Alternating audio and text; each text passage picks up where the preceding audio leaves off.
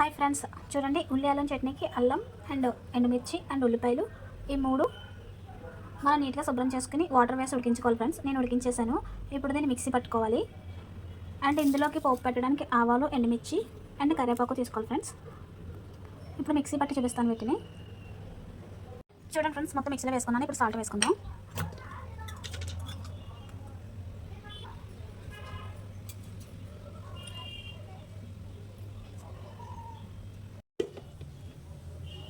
చూడండి friends mixie పట్టేసాను. ఇప్పుడు పోపు పెట్టుకుందాం. ఉల్లి చట్నీకి చట్నీ ఇందులో తీసేసుకుందాం ఫ్రెండ్స్. మనం నలిపోయింది కదా. ఇప్పుడు పోపు వేసుకుందాం. ఇంట్లో